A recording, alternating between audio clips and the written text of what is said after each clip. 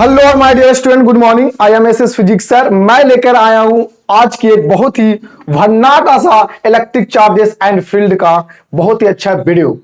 इसको आपको बहुत चीज जानकारी मिल जाएगा और मिल भी सकता है, ठीक है, जो कि आपके बोर्ड के लिए बहुत इंपॉर्टेंट होने वाला है।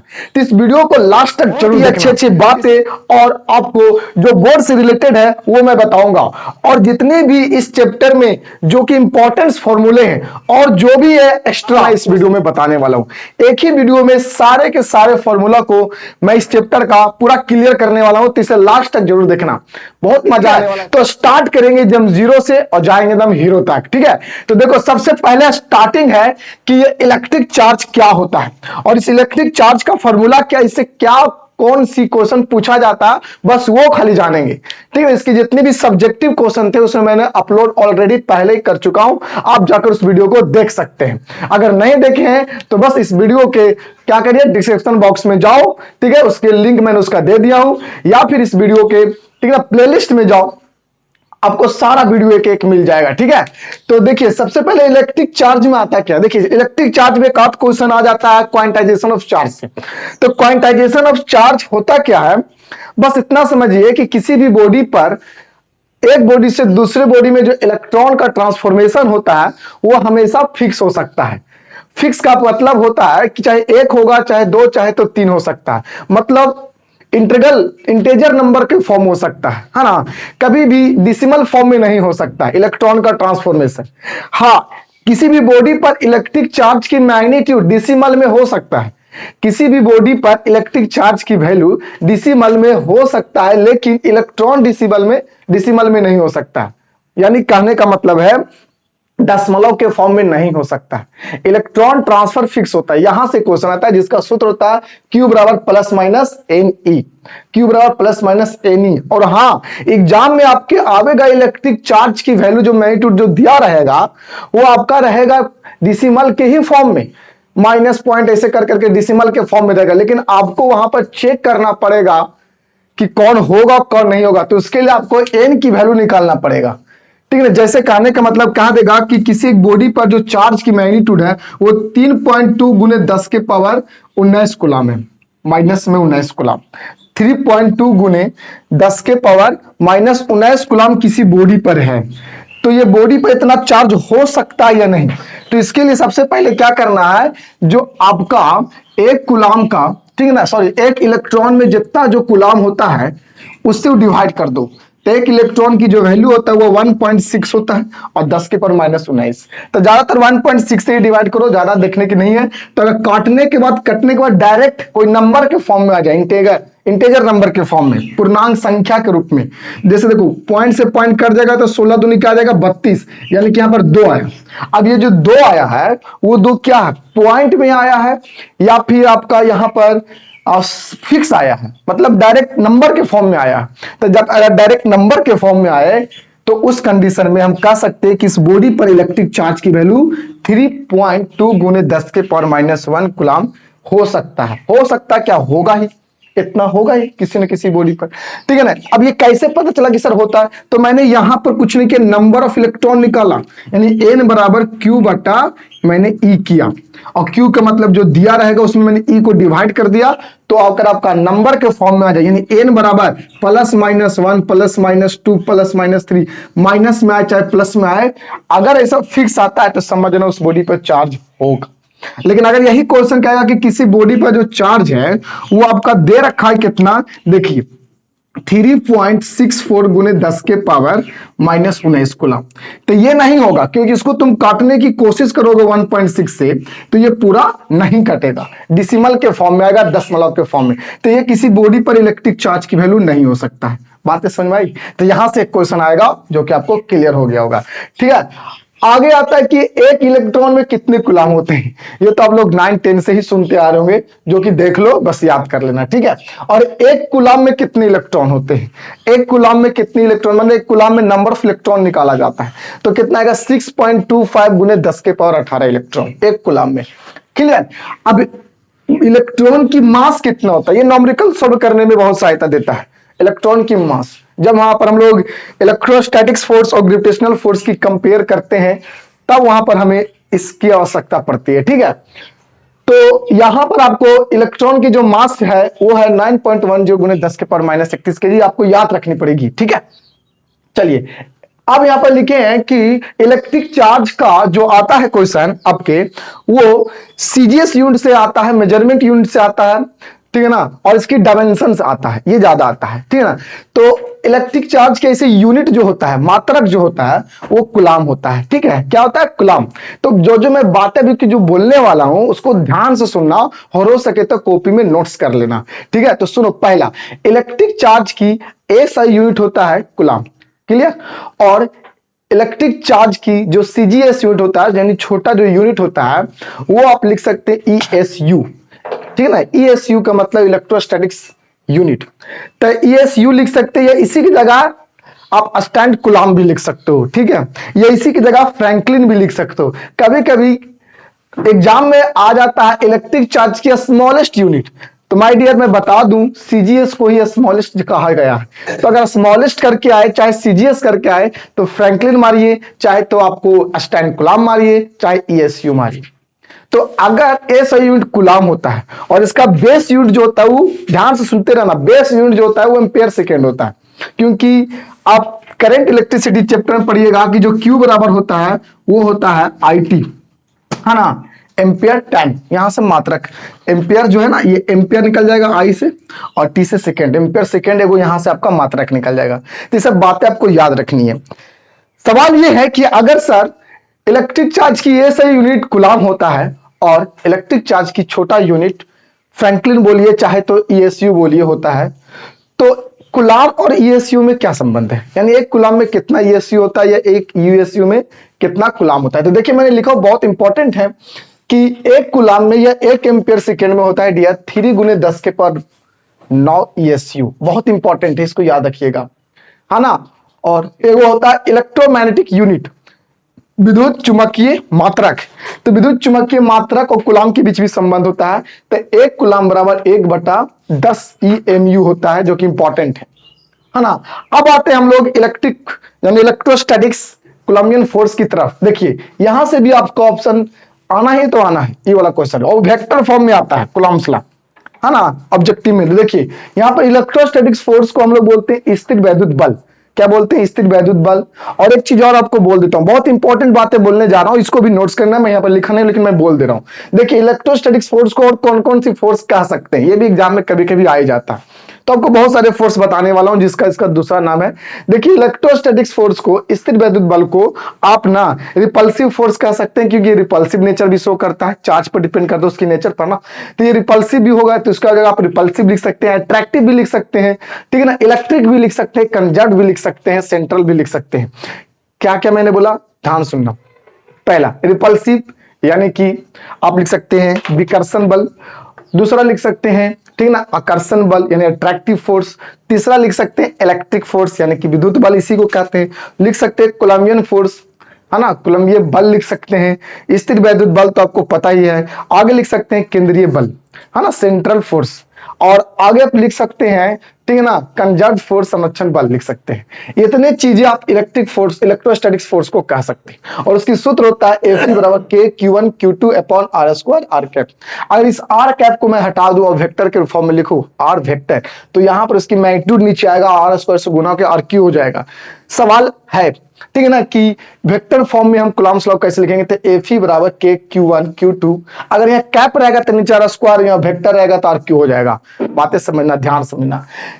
चलिए इसमें जो आपको K दिख रहा है, K क्या है सर? इसमें जो K है ना, वो आपका, ठीक है ना, कोलम्बियन कांस्टेंट बोलो, इलेक्ट्रोस्टैटिक्स कांस्टेंट बोलो, या बोलो, ठीक है ना, प्रोपोर्शनल कांस्टेंट आप बोल सकते हो। तो ये जो K है, इस K की कुछ वैल्यू होती है। इसकी फॉर्मूला पहले जान जो 1/4 पाई एप्सिलॉन नॉट। ये एप्सिलॉन नॉट तब होगा जब अगर आपके दो चार्ज बॉडी, है ना, पॉइंट चार्ज बॉडी किसी एयर मीडियम या वैक्यूम मीडियम में रखी होगी। उस कंडीशन में यहां पर आपका एप्सिलॉन नॉट होगा। लेकिन अगर कोई दूसरे मीडियम में होगा तो के की जगह के बराबर 1/4 पाई एप्सिलॉन एम हो जाएगा। खैर लेकिन मैं आपको बता रहा हूं एयर मीडियम के लिए तो यहां पर 1/4 पाई एप्सिलॉन नॉट का ही इस्तेमाल करेंगे। क्लियर। और इसकी टोटल जो वैल्यू होती है, हम सर ये वैल्यू कैसे निकाला जाता है, इसका निकालने का बड़ा आसान तरीका, 4 पाई की वैल्यू जानने का तो 22/7 और एप्सिलॉन नॉट की वैल्यू भी आपको पता होगा। एप्सिलॉन नॉट की वैल्यू जो होता है जिसे इलेक्ट्रिकल परमिटिविटी और फ्री स्पेस कहा गया, एयर के लिए खास किस्म का इलेक्ट्रिकल परमिटिविटी 8.85 गुने 10 के पावर -12, ठीक है ना, फराड पर मीटर बोलो चाहे कूलम्ब स्क्वायर पर न्यूटन मीटर स्क्वायर बोलो, ये होता है आपका। ठीक है, तो इसकी जगह पूरा पुट करके डिवाइड करिएगा तो अप्रोक्सीमेटली आपका 9 गुने 10 के पावर 9 न्यूटन मीटर स्क्वायर पर कूलम्ब स्क्वायर आएगा। इंपॉर्टेंट बात मैं बता रहा हूं कि के यानी कि जो आपका यहां पर इलेक्ट्रोस्टैटिक्स कांस्टेंट है या कूलम्बियन कांस्टेंट है, उसकी वैल्यू जो होता है 9 गुने 10 के पावर 9 होता है। और ये भी याद रखना कि इसकी मात्रक भी इंपॉर्टेंट है, न्यूटन मीटर स्क्वायर पर कूलम्ब स्क्वायर। ठीक है, चलिए आगे देखते हैं।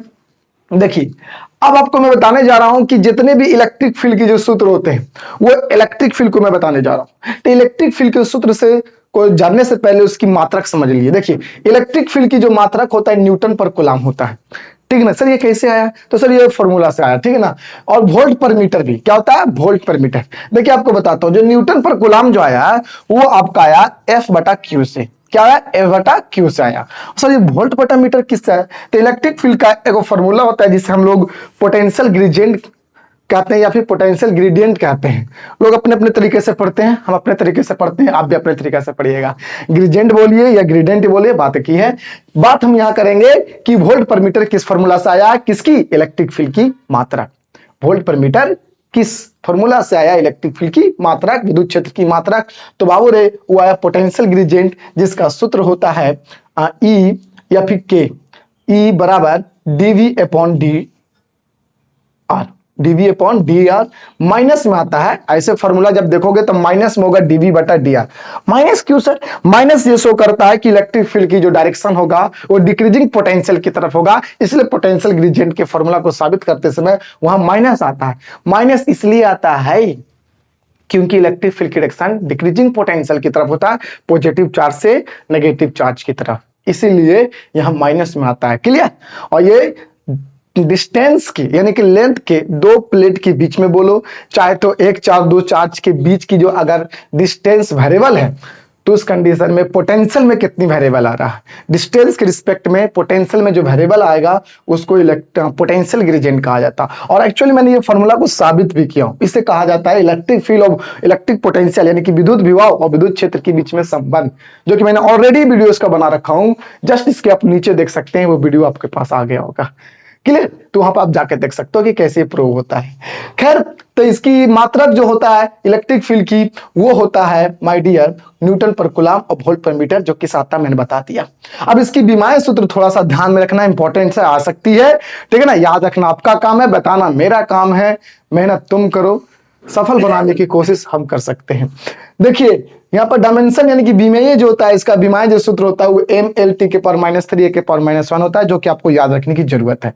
अब देखिए ये जितने मैं यहाँ पर फॉर्मूला जो बता रखा हूँ तो कुछ खास ही है ना, अलग अलग केसेस में आपका इलेक्ट्रिक फील्ड की ये सूत्र है विद्युत क्षेत्र की। देखिए अगर आपसे एग्जाम में विद्युत क्षेत्र की तीव्रता पूछते कि विद्युत क्षेत्र की तीव्रता कौन है, तो तीव्रता माने force upon charge, force upon charge. तो यहाँ पर E बराबर फोर्स अपॉन चार्ज F/Q लिखेंगे जब आपका विद्युत क्षेत्र की बात करेगा। इलेक्ट्रिक फील्ड इंटेंसिटी की बात करेगी, इलेक्ट्रिक फील्ड इंटेंसिटी एक जनरल फॉर्मूला है इसकी, फोर्स अपॉन चार्ज का जनरल फॉर्मूला इसको आप बोल सकते हैं। बाकी सब अलग अलग केसेस के लिए, मैं ये नहीं कह रहा हूं कि इलेक्ट्रिक फील्ड की फोर्स इलेक्ट्रिक फील्ड की फॉर्मूला की है, बहुत सारा अलग अलग केसेस के लिए है ना, लेकिन वो जनरल बोल सकते हैं आप, यही मेन समझो, force upon charge, force upon charge.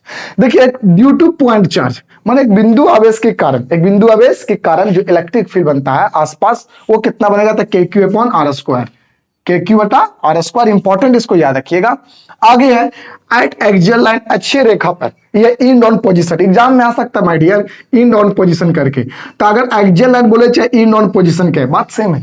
Axial line बोले चाहे एक्सिस बोले चाहे इन ऑन पोजीशन बोले, ठीक है ना। अगर ये जो भी इंग्लिश में बोलता है तो ये अच्छी रेखा बोला या अनंत बिंदु पर बोले, अनंत बिंदु मैंने समझ आता, अंत बिंदु बोलेगा, सॉरी अंत बिंदु है ना, डायपोल के अंत बिंदु पर बोलेगा, तो उस कंडीशन में E बराबर होगा K2P/RQ। इंपॉर्टेंट, यहां पर बाबू रे डायपोल की जब बात किया जाता है तब उस कंडीशन में जब निकाला जाता है ना, तो यहाँ इलेक्ट्रिक फील्ड और डिस्टेंस के बीच का जो संबंध होता है वो ई इनवर्सली प्रोपोर्शनल आर क्यू होता है, जो कि एग्जाम में आ सकता है ना। जब डायपोल की बात करेगा तब इलेक्ट्रिक फील्ड और डिस्टेंस के बीच का ये संबंध है।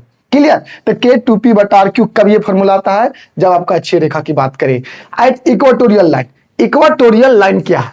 इक्वेटोरियल लाइन के बारे में बात तो हम पहले भी बता चुके हैं, बस इसकी फॉर्मूला जान जो निरक्षीय रेखा इसका। देखिए इक्वेटोरियल लाइन को और बहुत बड़ी नाम से भी जान सकते हैं। इक्वेटोरियल लाइन को हम लोग बोलते जानते हो क्या?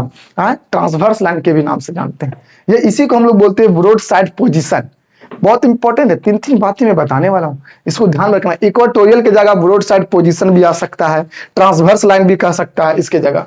इसको हिंदी में निरक्षीय रेखा कहते हैं। और यहाँ पर आपका इलेक्ट्रिक फील्ड जो बनता है वो माइनस में KP अपॉन आर क्यू बनता है। Sir minus Q? सवाल है माइनस क्यू, इसमें आपने माइनस क्यू दिया। देखिए इक्वेटोरियल लाइन पर जो इलेक्ट्रिक फील्ड होता है वो माइनस में इसलिए आता है वहां पर, क्योंकि इलेक्ट्रिक फील्ड कि जो डायरेक्शन वहां मिलता है वो इलेक्ट्रिक डायपोल मोमेंट की अपोजिट डायरेक्शन में मिलता है, इसलिए वहां पर माइनस में आता है। यानी ये शो करता है यहाँ पर कि इलेक्ट्रिक फील्ड की जो मैग्नीट्यूड होगी इक्वेटोरियल की वजह से बनने वाला, वो होगी इलेक्ट्रिक डायपोल मोमेंट की अपोजिट में, इसलिए माइनस। इसको ध्यान रखिएगा, इक्वेटोरियल कहेगा तो ये बराबर माइनस में KP upon are Q, R cap दे देंगे वेक्टर के फॉर्म में। क्लियर? यहां पर भी आपका आर क्यू के संबंध होगा ई के साथ। अगला था आइटैनिक पॉइंट। कहां था जी? आइटैनिक पॉइंट, है ना। जब आइटैनिक पॉइंट कहेगा तो उससे पहले यहां पर थोड़ा सा समझो। आइटैनिक पॉइंट को बताने से पहले एक चीज बताता हूं आपको कि हम देख रहे हैं कि एक्सियल लाइन पर यहां पर K2P अपॉन आर क्यू है ना, और इक्वेटोरियल पर देख रहे हैं खाली KP अपॉन आर क्यू। यानी इसमें से अगर हम 2 हटा इधर साइड में करते हैं, अगर मैं 2 यहां पर लिख दूं दिया और यहां से 2 हटा दूं, तो ये पूरा किसकी formula? KP upon are q. Minus को भी भूल जाओ, KP अपॉन आर क्यू एक प्रकार की निरक्षीय रेखा के है।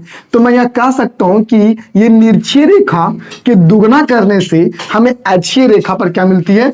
इलेक्ट्रिक फील्ड की एक्सप्रेशन मिलता है। तो मैं यहां पर ऑब्जेक्टिव के फॉर्म में लिख सकता हूं कि इलेक्ट्रिक फील्ड का फॉर्मूला कहां पर? एक्सियल लाइन पर, और इलेक्ट्रिक फील्ड का फॉर्मूला इक्वेटोरियल लाइन पर। उसकी जो रेशियो होता है वो कितना होता है? रेशियो करके देख लो डियर, 2:1 आता है ना। यानी कि इसको तिरछा तिरछी गुना करोगे तो एक्सियल लाइन पर जो आपका इलेक्ट्रिक फील्ड होगा वो इक्वेटोरियल लाइन पर इलेक्ट्रिक फील्ड के दुगने के बराबर होगा, जो कि आपका ऑब्जेक्टिव में आ सकता है। इंपॉर्टेंट इस बातों को याद रखना, है ना। चलिए अब हम बात करते हैं आइटैनिक पॉइंट की। ध्यान से सुनिएगा। आइटैनिक पॉइंट माने किसी बिंदु पर, आइटैनिक पॉइंट माने किसी बिंदु पर। तो किसी बिंदु पर अगर बात करेगा तो आपका फॉर्मूला होता है E बराबर KP upon are q under root 1 + 3 cos square theta r cap. देखिए किसी बिंदु का मतलब होता है सर ये एक्सियल लाइन कब होगा सर, इक्वेटोरियल लाइन कब होगा, आइटैनिक पॉइंट कब होगा, इसका मतलब क्या है? देखो मैं आपको बताता हूँ। एक इलेक्ट्रिक डायपोल होती है, नेगेटिव चार्ज पॉजिटिव चार्ज से मिलकर बनता है और उसके बीच में डिस्टेंस 2a तो है। चलिए ठीक है, इतना समझ गए। आपको जो नेगेटिव चार्ज और पॉजिटिव चार्ज होता है उसको मिलाने वाली उस लाइन को कहा जाता है एक्सियल लाइन, जो डायपोल के साथ 0 डिग्री बनाता है अगर सेम डायरेक्शन में लेते हैं तो। जैसे मैं आपको यहाँ पर लिख के बताता हूँ, देखिए यहाँ पर एक नेगेटिव चार्ज होता है, यहाँ पर एक पॉजिटिव चार्ज होगा। डायपोल की मैं बात कर रहा हूँ, इलेक्ट्रिक की, दोनों के बीच की डिस्टेंस को 2s मान लिया जाता है। फिक्स नहीं है, आप यहाँ 4 भी लिख सकते हो, 5 6 कितनों ले लो, आंसर सेम ही आने वाला है। 2a क्यों सर? क्योंकि हमारे सिलेबस में 2a ना, तो इसलिए ले रहे हैं, है ना। आप यहाँ 6 ले को भी देखो तो आ जाएगा। मैंने 8 है 20 है सब लेके देखा तो फॉर्मूला सीधो के सेम आता है। मैंने a भी लेके मैंने बनाया तो भी सेम आता है। तो 2a क्यों सर? 2 इसलिए लिया जाता है ना क्योंकि बच्चों को समझ में आ सके, इसको जब बीच में बांटा जाता है तो ठीक है। खैर वो सब आपको ध्यान नहीं देना, ये सब हमने का काम है, छेड़छाड़ करना आप लोग को नहीं है, आप लोग बस समझिए। तो निगेटिव चार्ज से पॉजिटिव चार्ज को मिलाना, जो मिलाने वाला जो लाइन बन रहा है ना, इस लाइन जो सेंटर के लॉन्ग होगा दोनों चार्ज के, उसको बोलते बाबू रे एक्सियल लाइन, अक्षीय रेखा। और ये जो एक्सियल लाइन होते हैं, एक्सियल लाइन, वो आपके डायपोल मोमेंट के साथ यानी कि -q से +q की तरफ होता है ना, तो सेम डायरेक्शन होने की वजह से इसको बोलते हैं थीटा बराबर 0 डिग्री। यानी एक्सियल लाइन डायपोल मोमेंट के साथ 0 डिग्री बनाता है, और इलेक्ट्रिक और इक्वेटोरियल जो होता है उसके साथ तो 90 डिग्री बनावेगा ना इक्वेटोरियल लाइन डायपोल मोमेंट के साथ। तो याद रखिएगा कि इलेक्ट्रिक डायपोल मोमेंट के साथ बनाए गए एक ऐसी लाइन बोल सकते हो, वर्टिकल लाइन, जो 90 डिग्री पर होता है उसे इक्वेटोरियल लाइन कहते हैं, और जो आपको 0 डिग्री के साथ बनता है उसे एक्सियल लाइन कहते हैं। और आइटैनिक पॉइंट का मतलब होता है कि 0 और 90 के बीच में कोई एंगल ले लो, और कोई भी एंगल अगर रहेगा सर, तो उस केसेस में इलेक्ट्रिक फील्ड क्या बनेगा, वो सवाल है। है ना, तो उस कंडीशन में आपका ये बनेगा, या थीटा कुछ भी ले लो, 0 डिग्री, 30 डिग्री, 60 डिग्री, कोई भी डिग्री लेके बना सकते हो यहाँ पर आप, वो इलेक्ट्रिक फील्ड है। तो जैसे सर 0 डिग्री लेंगे तो सर, तो 0 डिग्री लेंगे तो एक्सियल लाइन हो जाएगा ना, तो एक्सियल लाइन यहाँ पे 0 डिग्री रखोगे तो फिर ये वाला फॉर्मूला आ जाएगा, ये वाला आ जाएगा। विश्वास नहीं हो रहा है, आज देख ले, 0 डिग्री यहाँ पर रखेंगे तो cos 0 डिग्री की वैल्यू बताओगे कितना होगा, 1, तो 1 का स्क्वायर 1, और 3 गुना 1 3, और 3 और 1 4, 4 का अंडर रूट 2, गुना करेंगे तो K2P बटा R क्यों आएगा रे, देख आया कि नहीं, बुद्धि का इस्तेमाल कर बाबू। और अगर इक्वेटोरियल की बात करेंगे तो कितना होगा, 90 डिग्री, 90 रख के देख, आपका आ जाएगा इक्वेटोरियल का फॉर्मूला, देख 90 रखेंगे तो cos 90 0, 0 हो गया तो पूरा ये 0 हो जाएगा, खाली एक बचेगा, एक का स्क्वायर रूट कितना होगा 1, और 1 को गुणे से करोगे तो KP अपॉन RQ, वही तो है देख बगल में। तो ये वो आपका फॉर्मूला इलेक्ट्रिक फील्ड के जो किसी भी एंगल पर निकाला जा सकता है, उसीलिए इसका नाम पड़ता है एट एनी पॉइंट। क्लियर, चल नेक्स्ट आते हैं आपके सामने, due to uniform charge straight wire, अगर कोई अनंत हो, है ना, अनंत हो और लंबी स्ट्रेट वायर की बात करें, सीधी चालक तार की बात करें, तो उसकी वजह से आसपास जो इलेक्ट्रिक फील्ड बनती है वो आपका बनता है my dear lambda upon 2 pi epsilon not r. जब ये हवा माध्यम की बात करेंगे तब, और हवा माध्यम नहीं रहेगा तो यहां पर आप जाएगा एप्सिलॉन एम, ठीक है, वहां पर आ जाएगा। तो एयर मीडियम के लिए सारे केसेस आपको बताया गया स्पेशल, ठीक है। तो यहां पर अगर आपके एग्जाम में आता है कि एक लंबी सीधी एक समान अवस्थित चालक तार की वजह से बनने वाला विद्युत क्षेत्र की सूत्र होता है लैम्डा बटा 2 pi epsilon not r into r cap. Clear, ये बात याद रखिएगा। Due to uniformly charge infinite thin plate, thin plate करने के बाद है, देखो पतली कहेगा तो अलग, देखो एग्जाम में बहुत कंफ्यूजन होता है लेकिन को सर, कभी कभी हमको मिलता है कि प्लेन सीट कहता है तो कभी थिन प्लेट सीट कहता है, तो कभी आंसर हम देखते हैं बुक में सिग्मा बटा एप्सिलॉन नॉट और कभी सिग्मा बटा 2 एप्सिलॉन नॉट। ये हमको यही नहीं समझ में आता कि कखनी सिग्मा बटा 2 एप्सिलॉन नॉट लगाना है और कब सिग्मा बटा एप्सिलॉन नॉट। मैं आपको बताता हूं, क्लियर कर दूंगा इस वीडियो में। सुन, अगर तुम्हारे एग्जाम में ऑब्जेक्टिव में थिन प्लेट करके आवे, इनफिनाइट थिन प्लेट या थिन प्लेट सीट करके आवे, थिन लगना इंपॉर्टेंट है। अगर पतली चादर के पूछा जाए, पतली चादर अनंत रूप से जो आवेश विस्तारित होगा, है ना, यूनिफॉर्मली जो चार्ज होगा, उस कंडीशन में अगर पूछे, ध्यान सुनना एक बार बोलते हैं, अगर थिन बोलेगा, प्लेन सीट, प्लेन नहीं बोलेगा, थिन प्लेट सीट, प्लेट बोल सकता है या फिर सीट बोल सकता है और इनफिनाइट बोल सकता है, तो उस कंडीशन में माय डियर आपको सिग्मा बटा 2 एप्सिलॉन नॉट इन कैप मारना। सर सिग्मा बट्टा एप्सिलॉन नॉट कब मारना, 2 कब हटाना, तो जब आपके एग्जाम में ओनली प्लेन सीट कहे, कंडक्टर कहे, चीजों को समझो, प्लेन सीट कंडक्टर, प्लेन कहेगा और खाली एक कंडक्टर कभी कर देगा, तो कंडक्टर की वजह से भी आपका बनने वाला सिग्मा बटा एप्सिलॉन नॉट होता है। पतली चादर की बात नहीं कर रहे हैं, समतल की बात कर रहे हैं। समतल बोलेगा तो सिग्मा बटा एप्सिलॉन नॉट, और समतल भी रहेगा लेकिन पतला रहेगा तो उस कंडीशन में सिग्मा बटा 2 एप्सिलॉन नॉट। चलिए अब हॉलो स्फीयर की बात करते हैं। देखिए इसमें बड़ी कंफ्यूजन है बॉस, इसलिए ध्यान से समझना। देखिए हॉलो स्फीयर में चाहे हॉलो स्फीयर कंडक्टर हो यानी कि चालक हो, चाहे तो आपका कुचालक हो, चालक हो चाहे कुचालक हो, बात मैं बोलने वाला उसको ध्यान से सुनना। अगर आपका स्फीयर, हॉलो स्फीयर, खोखला गोला, ठीक है ना, अगर आपका खोखला गोला चालक हो चाहे अचालक हो, तो उस कंडीशन में जब भी पूछे इलेक्ट्रिक फील्ड का फॉर्मूला विद्युत क्षेत्र का, तो बाहर में हमेशा पॉइंट चार्ज वाला मार देना, KQ अपॉन R स्क्वायर। क्या बोले, अगर आपके चालक बोले चाहे कुचालक बोले और वो खोखला गोला बोले और बाहर में बोले, है ना, किसी भी आप दूरी पर दम बाहर में, गोला के दम पूरे बाहर में, तो इलेक्ट्रिक फील्ड विद्युत क्षेत्र के सूत्र आपका point charge KQ upon R square मार देना।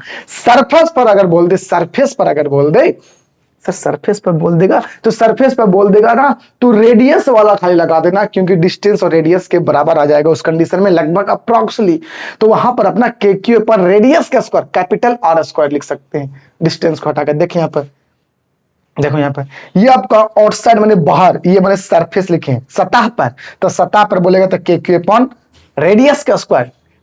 चीजों को देखो ध्यान से देखो, लेसन यहाँ पर ध्यान रखना, R स्क्वायर ये रेडियस का, ये डिस्टेंस का इंपॉर्टेंट है यहाँ पर।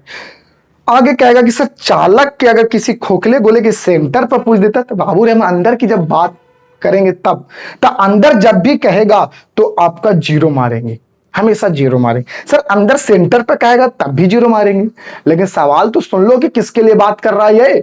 तो अगर बात चालक के अंदर, अगर कोई चालक, कोई भी चालक हो जाए, चाहे वो चालक आपका, चाहे तो वो आपका चालक, ठीक है ना, आपका सॉलिड हो चाहे इंसुलेटर हो, इंसुलेटर की बात नहीं करेंगे, चाहे आपका चालक हो और वो चालक कैसा हो, आपका ठोस हो यानी कि सॉलिड हो या फिर आपका हॉलो हो, उस दोनों के कंडीशन में उसके अंदर कितना होगा, जीरो होगा। अगर खोखले गोले के अंदर पूछ दे कि इलेक्ट्रिक फील्ड कितना होता है, तो अंदर में कहीं पर भी सेंटर पर केंद्रक पर कहीं भी पूछ दे तो जीरो मारेंगे, ठीक है ना।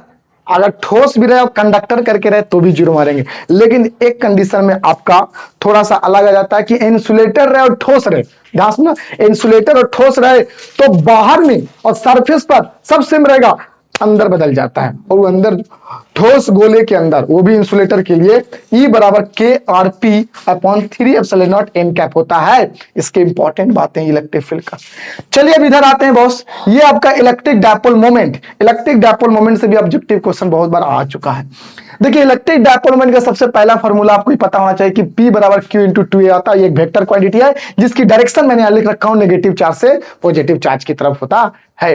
मैंने यहां लिखा इसका SI यूनिट जो होता है कूलम मीटर होता है। क्या होता है, कूलम मीटर, यहां से निकाल सकते हैं। इसकी सीजीएस यूनिट जो होता है दिबाई। देखिए ये एग्जाम में आया है कि इलेक्ट्रिक डायपोल मोमेंट का सीजीएस यूनिट क्या होता है। सीजीएस मतलब छोटा स्मॉलेस्ट यूनिट, ठीक है ना, तो वो होता है आपका दिबाई। याद रखिएगा, बहुत इंपॉर्टेंट एग्जाम में आ चुका है। डायमेंशन यानी कि बीमीय सूत्र क्या होता है इलेक्ट्रिक डायपोल मोमेंट का, तो देखो मैं लिख रखा हूं m के पावर 0 l t के और a, ये आपका डायमेंशन है ना। चार्ज का डायमेंशन मैंने लगता नहीं बताया। देखिए चार्ज का डायमेंशन यहां से लिख सकते हैं ना, q बराबर आपका होता है IT, IT माने इनकम टैक्स नहीं बाबू रे, करंट और टाइम तो यहां पर लिख सकते हैं एम्पियर सेकंड, सेकंड की टी, तो एटी लिख सकते हैं डायमेंशन किसकी, इलेक्ट्रिक चार्ज की, छूट गए थे, खैर मैंने बता दिया। अब आता है जी गॉसेस लॉ, गॉसेस लॉ यानी गॉस का नियम। तो गॉस का नियम कहता है कि 1/एप्सिलॉन Q इंटू सिग्मा इनसाइड। ये गॉस क्या होता है सर, गॉस का नियम क्या होता है, तो बाबू ने मैंने इसका वीडियो ऑलरेडी बना रखा हूं, वो भी जाकर आप देख सकते हैं, इस वीडियो के डिस्क्रिप्शन बॉक्स में उसका मैं लिंक दे दूंगा या दे दिया हूं, ठीक है। चलिए तो यहां पर गॉस का नियम जो कहता है कि फाइंड ए टोटल, जो किसी भी क्लोज, गॉस का नियम ना सिर्फ क्लोज सरफेस के लिए वैलिड है, क्लोज सरफेस नहीं रहेगा तो खत्म कहानी इसकी, क्लोज सरफेस रहेगा तभी वैलिड हो सकता है। और इसकी मदद से ना बहुत सारे फॉर्मूला शुरू हुआ है क्लोज सरफेस को कंसीडर्ड के। देखो मानते हैं क्लोज सरफेस कहीं पे नहीं है, लेकिन गॉसेस लॉ ने कंसीडर कर लेता है कि मान लेते हैं कि ऐसा क्लोज सरफेस होगा, और उस कंडीशन से फॉर्मूला सिद्ध कर देता है। बहुत इंपॉर्टेंट इसके एप्लीकेशन जिसका नाम पड़ता है उसका। तो यहां पर गॉसेस का नियम जो है आपका वो 1/एप्सिलॉन Q सिग्मा, ठीक है ना, Q inside, sigma Q inside में टोटल गॉस के सरफेस को, जो क्लोज सरफेस है ना उसके अंदर का टोटल चार्ज रखते हैं। लेकिन फाइंड इट बराबर आपको होता है E डॉट ds भी होता है, integral E dot ds, integral E dot ds जिसका डॉट प्रोडक्ट हटाएं तो cos थीटा आएगा, जिसका बीच का डायरेक्शन होता है इलेक्ट्रिक और एरिया वेक्टर, थीटा एंगल होता है इलेक्ट्रिक फील्ड और एरिया वेक्टर के बीच में। तो सर ये फॉर्मूला कब देखे, कभी नहीं देखे थे, अच्छा देखे थे, लेकिन ये फॉर्मूला कब इस्तेमाल करेंगे, जब आपका इलेक्ट्रिक फील्ड वेरिएबल हो, क्या हो, वेरिएबल हो और असमान, असमान मैंने समझ में आता है ना, चेंज करने वाला हो, उस कंडीशन में आपका जो फ्लक्स निकलेगा वो आपका होगा E dot ds, E dot ds। अब आते हैं जी कि यहां पर एक बहुत इंपॉर्टेंट है कि यहां जैसे एक देख रहे होगा घन, है ना, घन एक चालक है मान लो, ठीक है, घन के आकार का, क्यूब का आकार का, उसके अंदर में सेंटर पर एक चार्ज पॉइंट को रख दिया गया है, क्यू चार्ज को, तो उसके सभी सरफेस से, सभी माने छेनो जो 6 सरफेस होता है ना, तो छेओ सतह से होकर निकलने वाला टोटल फ्लक्स कितना होगा, तो माय डियर Q/एप्सिलॉन ही होगा। क्योंकि गॉसेस ने कहा रखा था कि अगर आपके Q0 या फिर कोई चार्ज, ठीक है ना, किसी क्लोज सरफेस के अंदर रखा हो और वो क्लोज सरफेस जो है वो किसी भी आकार का हो, वो मैटर नहीं करता है, चाहे आपका बेलन हो, गोला हो, क्यूब हो, क्यूबॉइड हो, लेकिन वो अंदर में रखा हो और सारे सरफेस से निकलने वाला जो टोटल फ्लक्स होता है वो बस Q/एप्सिलॉन होता है। वो आकार पर डिपेंड नहीं करता, साइज पर डिपेंड नहीं करता, शेप पर डिपेंड नहीं करता है। बात समझ में आया, बस हमेशा Q/एप्सिलॉन मार दीजिए, चाहे क्यूब रहे, अगर क्यूबॉइड भी रहता नहीं तो वही कहा जाता। तो यहां पर अगर आपसे पूछेगा कि घन रहेगा, तो घन रहेगा तो Q/एप्सिलॉन कम मारेंगे जब टोटल सरफेस से पूछेगा तब, लेकिन एक सरफेस से निकलने वाला फ्लक्स कितना हो जाएगा, तो 6 सरफेस से Q/एप्सिलॉन होगा, तो एक सरफेस से क्या होगा, 6 जाकर डिवाइड में हो जाएगा, तो Q/6/एप्सिलॉन। 2 सरफेस से क्या होगा, तो यहां से 2 से गुना कर देंगे, 2 3 6 आ जाएगा, यानी कि Q/3/एप्सिलॉन। तो 3 4 5 किसी भी सरफेस से निकलने वाला फ्लक्स निकाल सकते हो, ठीक है। चलिए अगर आपको पता है कि आपको कॉर्नर्स कितने होते हैं? क्यूब में 8 कॉर्नर्स होते हैं, 4 ऊपर 4 नीचे, तो 8 कॉर्नर्स होते हैं। तो हर एक कॉर्नर से निकलने वाले फ्लक्स का नाम पड़ेगा Q बटा 8 एप्सिलॉन नॉट। हर एक की बात कर रहे हैं, प्रत्येक की बात कर रहे हैं। और ईज माने किनारा, किनारा 12 होता है, तो 12 से किनारों से होने वाला फ्लक्स जो आपका हो जाएगा वो हो जाएगा आपका Q अपॉन 12 एप्सिलॉन नॉट। क्योंकि 12 होता है ना, ये आपका ऑब्जेक्टिव में आने वाला है, इसलिए इसको ध्यान में रखना बाउस, है ना। Q upon 8 epsilon not, Q upon 12 epsilon not. ये कब जब किनारा की बात करेगा, एज की बात करेगा, ये कब जब कॉर्नर की बात करेगा, ये कब जब एक सरफेस की बात करेगा, और ये कब जब टोटल सरफेस की बात करेगा। चलिए आ जाता है पचमा में कि एक समान विद्युत क्षेत्र में विद्युत द्विध्रुव में वाला घूर्ण क्या होता है। देखिए अगर यूनिफॉर्मली इलेक्ट्रिक फील्ड में किसी इलेक्ट्रिक डायपोल को रखते हैं तो इसकी वजह से ना उस डायपोल पर अलग अलग डायरेक्शन में दो फोर्स लगता है जो उसे घुमाने की कोशिश करता है, जिसे हम लोग टॉर्क कहते हैं। और वो टॉर्क का जो सूत्र होता है माय डियर, वो होता है, यहां पर मैंने लिखना भूल गया, देखो यहां पर ये पी क्रॉस ई, यानी कि वेक्टर होता है ना टॉर्क, इसलिए P क्रॉस E, इसको क्रॉस प्रोडक्ट को हटाएंगे तो P साइन थीटा होगा। क्लियर? तो ये बातें आपको याद रखना है। देखिए अगर आपका इलेक्ट्रिक टॉर्क, ठीक है ना, इस तरह से रखो कि इलेक्ट्रिक फील्ड के डायरेक्शन उसकी डायपोल मोमेंट का हो जाए। जैसे में मान लेते हैं कि यहां पर आपका क्या है, इलेक्ट्रिक फील्ड है, इस डायरेक्शन में जा रहा है, ठीक है, और आपका यहां पर नेगेटिव चार्ज है और यहां आपका पॉजिटिव चार्ज है, तो डायपोल मोमेंट की डायरेक्शन क्या होगा, नेगेटिव से पॉजिटिव। तो डायपोल मोमेंट नेगेटिव से पॉजिटिव और इलेक्ट्रिक फील्ड उधर जा रहा है, तो दोनों के बीच का थीटा कितना हो जाएगा, 0 डिग्री, और साइन 0 कितना हो जाएगा, 0। तो टॉर्क कितना हो जाएगा, 0। यानी कि अब इस कंडीशन में रखोगे एक डायपोल को तो उस पर कोई टॉर्क नहीं लगेगा, और इसे कहा जाता है स्टेबल इक्विलिब्रियम। क्या कहा जाता है इसको, स्टेबल इक्विलिब्रियम कहा जाता है। और जब इसको पलट दोगे तो 180 डिग्री हो जाएगा और उस कंडीशन में भी 0 होगा, लेकिन उसका नाम पड़ेगा अनस्टेबल इक्विलिब्रियम। तो ये सब बातें आपको याद रखने की जरूरत है। एक मैंने यहां पर आपको बताना भूल गया जो कि इंपॉर्टेंट है, एक लीनियर डेंसिटी ऑफ चार्ज की बात कर रहे हैं, और एक सरफेस डेंसिटी ऑफ चार्ज की बात कर रहे हैं, एक वॉल्यूम डेंसिटी ऑफ चार्ज की बात कर रहे हैं। लीनियर डेंसिटी ऑफ चार्ज को माय डियर लैम्डा कहते हैं, और इसके बराबर सूत्र होता है Q बटा L। इसकी मात्रक निकाल सकते हो कूलम पर मीटर, इसका डायमेंशन भी निकाल सकते हो, है ना। इसी तरह से इसको बोलते हैं surface density of charge, charge का डिस्ट्रीब्यूशन पर यूनिट एरिया की बात करेंगे तो Q अपॉन A होगा, मात्रक होगा कूलम पर मीटर स्क्वायर, ठीक है। तो और आपका आता है वॉल्यूम डेंसिटी ऑफ चार्ज, जिसे बोलते हैं Q अपॉन वॉल्यूम, ठीक है। तो ये बातें आपको इंपॉर्टेंट है जो कि मैंने आपको सारा बताया, और हाँ इस पर मैंने वीडियो ऑलरेडी बना रखा हूं, वो भी आप जाके देख सकते हैं। तो अगले वीडियो में मिलेंगे एक नए और भन्नाटक, ठीक है, टॉपिक के साथ। तब तक के लिए करते हैं गुड बाय, पढ़ाई करते रहिए, ऑल द वेरी मस्ट।